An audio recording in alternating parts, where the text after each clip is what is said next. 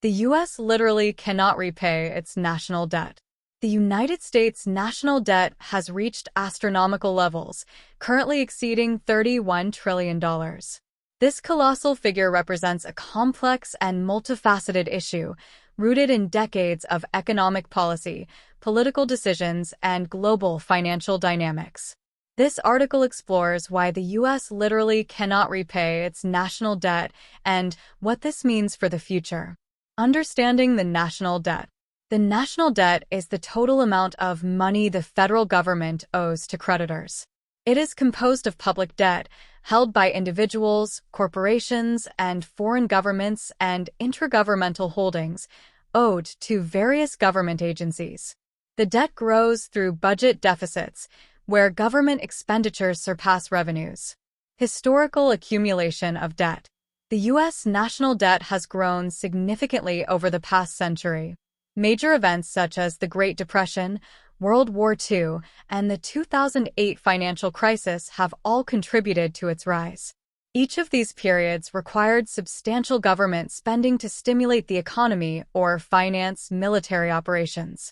In recent years, policies such as tax cuts, increased military spending, and social welfare programs have further inflated the debt. Economic theories and policies. Several economic theories explain the persistent increase in national debt. Keynesian economics, for example, advocates for increased government spending during economic downturns to stimulate growth, accepting higher debt levels as a trade-off. Conversely, supply-side economics focuses on tax cuts to spur investment, which can also lead to higher deficits if not matched by spending cuts. Modern monetary theory, MMT, offers a controversial perspective, suggesting that countries like the U.S., which control their own currency, can sustain higher debt levels without the risk of default. Proponents argue that the government can always print more money to meet its obligations. Critics, however, warn that this could lead to hyperinflation and economic instability. Impact on the economy and future generations. The sheer size of the national debt has several implications for the economy. Interest payments on the debt consume a significant portion of the federal budget, limiting resources available for other essential programs. High debt levels can also crowd out private investment as government borrowing drives up interest rates. Future generations may bear the burden of today's debt through higher taxes or reduced government services. The constant need to service the debt can also constrain fiscal policy, limiting the government's ability to respond to economic crises. Possible solutions and challenges. Addressing the national debt requires a combination of fiscal discipline and strategic policy changes. Potential solutions include reducing government spending, increasing taxes, or a combination of both. However, these measures are often politically unpopular and can have adverse effects on economic growth.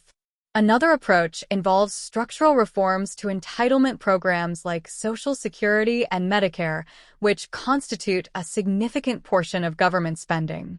These reforms are essential to ensure long-term fiscal sustainability, but are challenging to implement due to their complexity and political sensitivity. The debt ceiling and political gridlock.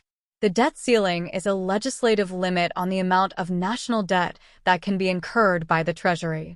Raising the debt ceiling is necessary to prevent default, but it often leads to political standoffs. These standoffs can result in government shutdowns and undermine confidence in the U.S. economy. Conclusion. The U.S. national debt is a complex issue with no easy solutions. While the country has managed to navigate high debt levels in the past, the current trajectory raises concerns about long-term economic stability. Addressing the debt will require bipartisan cooperation, fiscal responsibility, and possibly rethinking current economic policies. As the debt continues to grow, understanding its implications and exploring viable solutions becomes increasingly critical for policymakers and citizens alike. For more insightful content on global economics and finance, make sure to subscribe to my channel and stay tuned for more videos.